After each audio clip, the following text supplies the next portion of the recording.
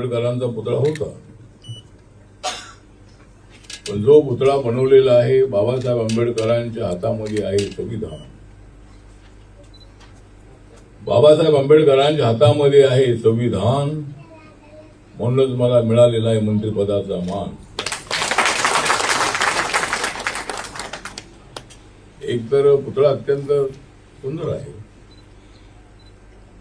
बाबासाहेब आंबेडकरांचं आणि संविधानाचं नाव घेतल्यानंतर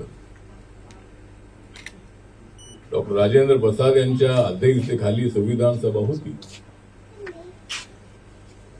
आणि आता संविधान सदन असं नाव माननीय नरेंद्र मोदीजी आणि जुन्या संसद भवनाला दिलेलं आहे. त्या ठिकाणी सेंट्रल हॉल होता. आतमध्ये जाताना लेफ्ट साइडला राज्यसभा, राईट साइडला लोकसभा आणि मध्ये सेंट्रल हॉल होता. त्या ठिकाणी ही संविधान सभा बसत होती. अनेक इंटेलेक्च्युअल असे लोक त्यामध्ये होते, पण बाबासाहेब आंबेडकरांच्या वरती ड्राफ्टिंग कमिटीचे चेअरमन म्हणून त्यांच्यावरती जबाबदारी आली होती. बाबासाहेब आंबेडकर हे अनटचेबल कम्युनिटीमधून आलेले, अछूत कम्युनिटीमधून आलेले, वेशीच्या बाहेर पिढ्यानपिढ्यापासून राहणाऱ्या समाजामधून बाबासाहेब आंबेडकर हे पुढे आले. कोलंबिया युनिव्हर्सिटी असेल, लंडन स्कूल ऑफ इकॉनॉमिक्स असेल, बॅरिस्टरची पदवी असेल, अशा पद्धतीचं शिक्षण, अनेक डिग्र्या घेतल्यानंतर बाबासाहेब आंबेडकर मुंबईच्या गव्हर्नमेंट लॉ कॉलेजमध्ये प्रोफेसर होते. बाबासाहेब आंबेडकर हे अत्यंत विचारपूर्वक भूमिका घेणारे होते. बाबासाहेब आंबेडकरांना हिंसा ही मान्य नव्हती. बाबासाहेब आंबेडकरांना नक्षलवाद, माओवाद, खलिस्तानवाद अशा पद्धतीच्या हिंसक घटनांवर बाबासाहेबांचा विश्वास नव्हता. पण बाबासाहेब आंबेडकरांचं कॅरेक्टर खंबीर होतं. दलितांच्या न्यायासाठी झगडलं पाहिजे, संघर्ष केला पाहिजे भूमिका त्यांची होती.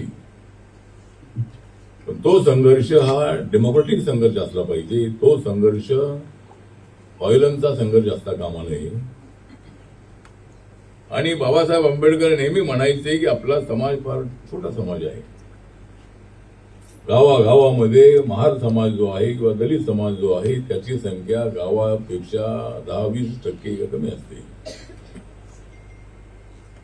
आणि आपण जर अशा पद्धतीची भूमिका घेतली आणि तो समाज सगळा आपल्या विरोधामध्ये उभा राहिला तर आपल्या समाजाचं मोठं नुकसान होईल.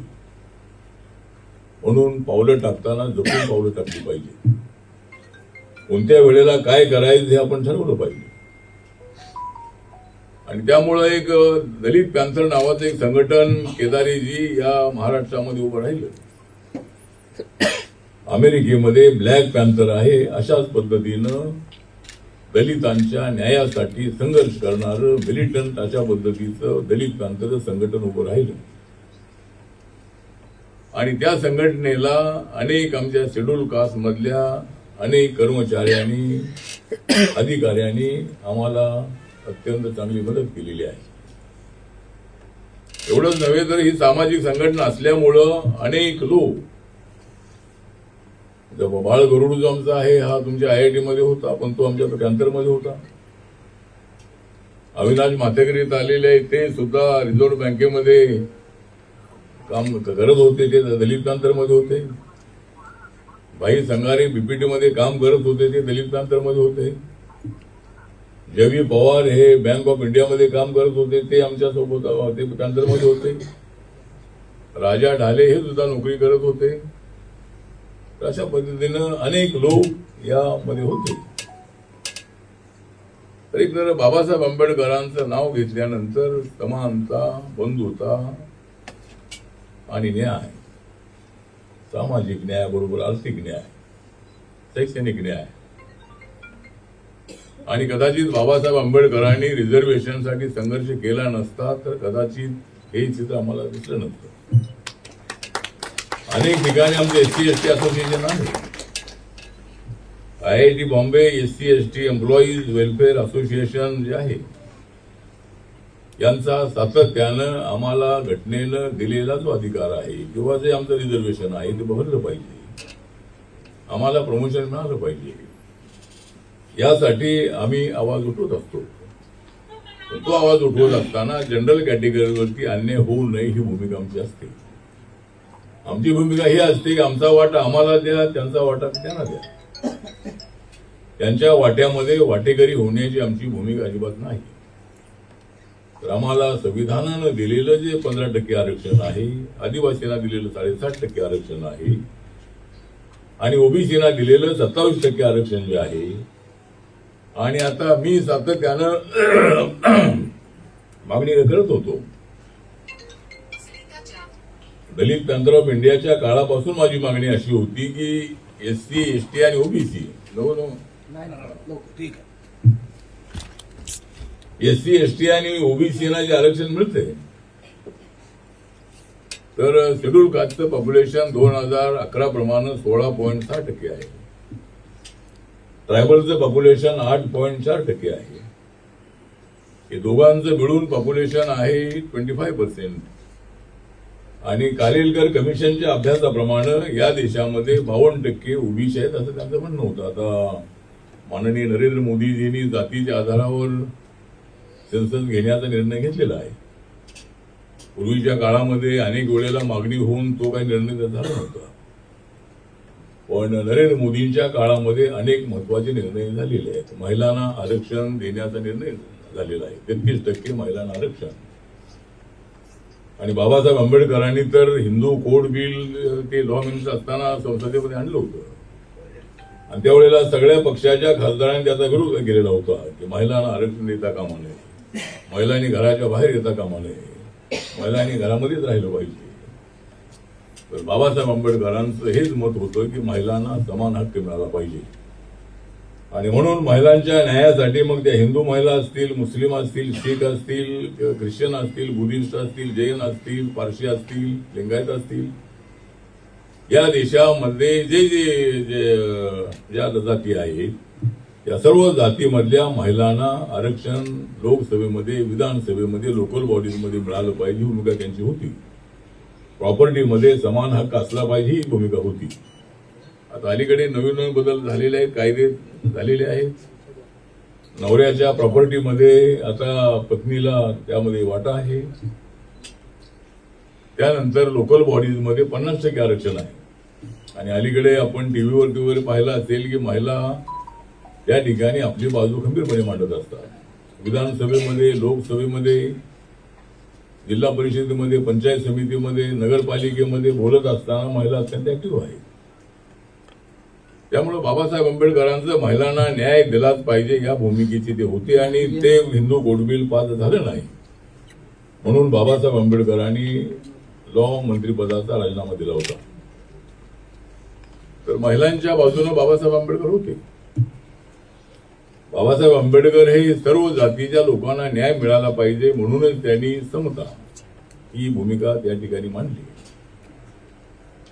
आणि बाबासाहेब आंबेडकरांनी 8 जुलै 1945 पीपल्स एज्युकेशन सोसायटीची स्थापना केली होती. दलितांनी तर शिक्षण घेतलंच पाहिजे, पण नॉन दलितांनी सुद्धा शिक्षण घेतलं पाहिजे. आणि म्हणून हुतात्मा चौकाच्या बाजूला आपल्याला आनंद भवन त्या ठिकाणी आहे, बुद्ध भवन आहे, वडाळ्यामध्ये आपलं कॉलेज आहे, औरंगाबादमध्ये 180 एकरापेक्षा जास्त आपली जमीन आहे, महाडला आपलं कॉलेज आहे, बेंगलोरमध्ये आहे, बोधगयामध्ये आहे, पंढरपूरमध्ये आहे. जवळजवळ 1 लाखापेक्षा जास्त विद्यार्थी त्या ठिकाणी शिकतात. आणि मला त्या सोसायटीचं चेअरमन पदावर जाण्याची संधी मिळालेली आहे. जवळजवळ 1 लाख स्टुडंट आपले या सोसायटीमध्ये आहे.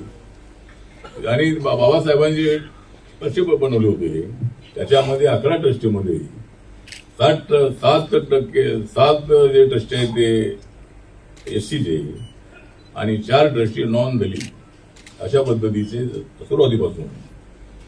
बाबासाहेबांना दलित आणि सवर्णांना तर सोडायचं होतं, कारण हे जे जाती व्यवस्था जी आहे समूळ उडून टाकायची असेल तर 2 समाजाला एकत्र आणलं पाहिजे ही भूमिका त्यांची होती. आणि म्हणून बाबासाहेब आंबेडकरांचा देशभरामध्ये गौरव होत असतो. 26 नोव्हेंबर हा दिवस नरेंद्र मोदीजी आल्यानंतर त्यांनी सुरू केला. बाबासाहेबांच्या 125व्या जयंतीच्या निमित्ताने त्यांनी 2 दिवसाचं अधिवेशन घेतलं होतं आणि त्यावेळेपासून 2015 पासून 26 नोव्हेंबर हा दिवस देशातल्या अनेक शाळांमध्ये, कॉलेजमध्ये, सरकारी ऑफिसेसमध्ये आणि आमचा समाज जो बौद्ध समाज आहे, आंबेडकरी समाज आहे, तो अनेक ठिकाणी करतो. तर अशा पद्धतीने 26 नोव्हेंबर या दिवसाला सुद्धा महत्व आलेलं आहे. त्यानंतर 2 महिन्यानंतर 26 जानेवारी 50ला संविधान लागू झालं. तर बाबासाहेब आंबेडकर हे आपणच या घटनेचे खरे शिल्पकार आहात. हे राजेंद्र प्रसाद, पंडित जवाहरलाल नेहरू यांच्या तोंडातले उद्गार आहे. त्यामुळे सगळ्यांचं योगदान त्यामध्ये आहेच आहे. पण संविधानाचं नाव घेतलं की बाबासाहेब आंबेडकरांचं नाव पुढे येत आहे. त्यामुळे ठीक आहे. तर अशा पद्धतीनं सर्वांनी मिळून आपल्याला पुढं जायचं आहे. आज या ठिकाणी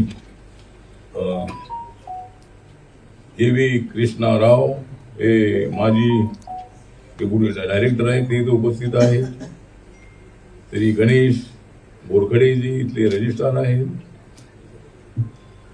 रमेश गायकवाड हे आपल्या संघटनेचे अध्यक्ष आहेत. प्रशांत पटेकर सेक्रेटरी आहेत. विलास बेलकरे हे काय तुमचं काय पद आहे? बेलकर ते प्रमुख आहेत. त्यांचं भाषण फार चांगलं होतं. म्हणजे बराच वेळ बोलले. म्हणजे विचार करतो रिटायर झाल्यानंतर त्यांना ताबडतोब आरपीएममध्ये घेतलं.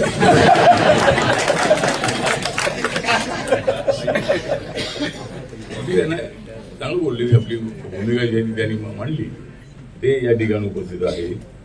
त्यानंतर इथं चंदन शर्मा जी आहे. चंदन शर्मा जी आप यहाँ रहते हैं और IIT के एरिया में आप मतलब यहाँ रहते, शायद आप आगे चुनाव लड़ेंगे, क्या देखते क्या होता है. क्योंकि अगर वो पार्टी में काम